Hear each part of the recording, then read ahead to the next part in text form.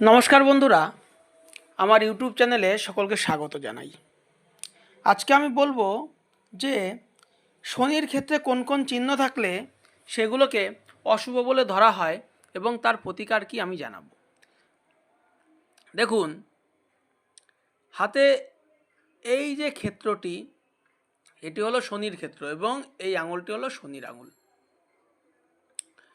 শনির আঙুলটি যদি এককভাবে দাঁড়িয়ে থাকে, স্ট্রেট সোজা, কোনো দিকে না ঝুঁকে, সেই জাতকরা কিন্তু খুব ন্যায়পরায়ণ এবং ধার্মিক প্রকৃতির হয়ে যায়।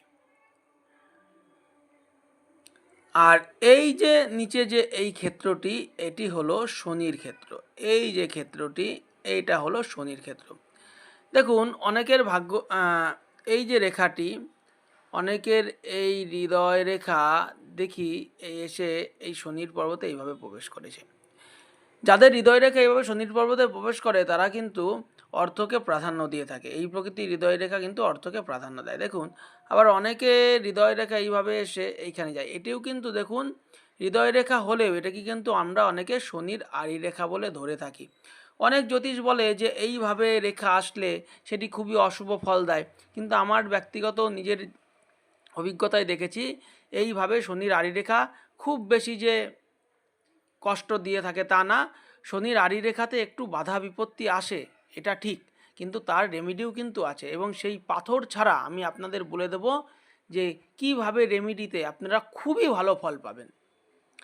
দেখুন, শনিতে যদি এইভাবে যদি আড়ি রেখা থাকে, একাধিক আড়ি রেখা, আমি অনেকের হাতে দেখেছি এইভাবে দুটো আড়ি রেখা ছবির মতো, এদের কিন্তু খুব বিপদ। বিপদ বলতে অ্যাক্সিডেন্টেড বা দুর্ঘটনাযোগ তা কিন্তু নয়, অর্থক্ষতি, বাড়িতে কোনো রোগ, এইসব কিন্তু আসে। যে কোনো হওয়া কাজে বাধা, হওয়া কাজ আটকে যাওয়া, প্রমোশন আটকে যাওয়া চাকরির ক্ষেত্রে, ঠিক আছে, এইসব জিনিসগুলো কিন্তু আসে।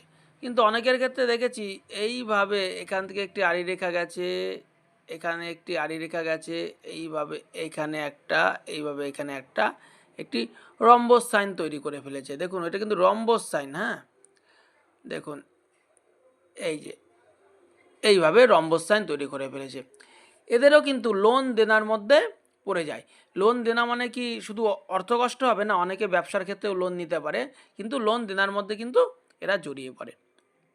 দেখুন, শনির ক্ষেত্রে যদি এরকম যদি ক্রস চিহ্ন থাকে সেটিকে কিন্তু খুবই অশুভ মনে করা হয়। শনির ক্ষেত্রে ক্রস এবং রবির ক্ষেত্রে ক্রস। হাতে কিন্তু ক্রস কেবলমাত্র বৃহস্পতির ক্ষেত্রেই শুভ, অন্য কোনো জায়গায় কিন্তু ক্রস চিহ্ন শুভ নয়।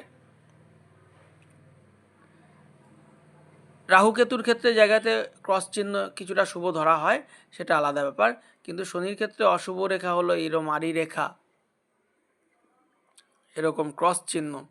শনির ক্ষেত্রে আরেকটি এরকম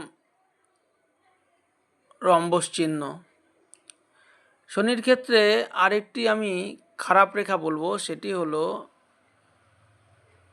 এরকম জব সাইন। দেখুন, জব সাইন আর ফিশ সাইন কিন্তু আলাদা, ঠিক আছে, লেজ বেরোবে না, এরকম জব সাইন শনির ক্ষেত্রে খুবই অশুভ। এবার আমি শনির ক্ষেত্রে যে অশুভ রেখাগুলো তার প্রতিকারও কিন্তু আমি বলে দেব।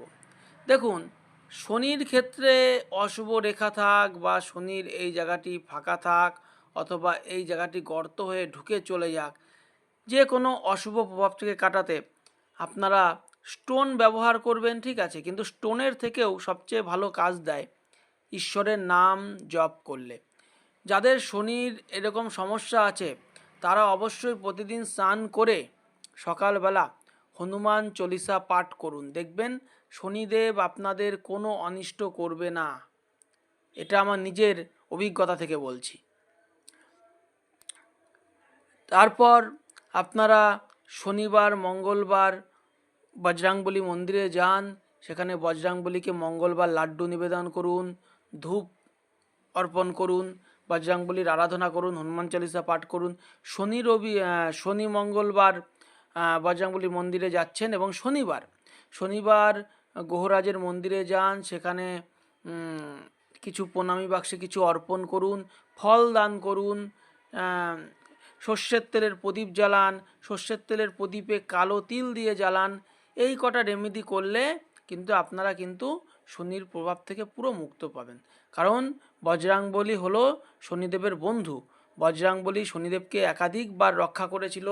রাবণ যখন তাকে আটকে রেখেছিল তখন বজরাংবলী তাকে রক্ষা করেছিল, এবং তিনি কিন্তু বজরাংবলীকে কথা দিয়েছিলেন যে তোমার ভক্তর ওপর আমি কোনো খারাপ প্রভাব দেব না।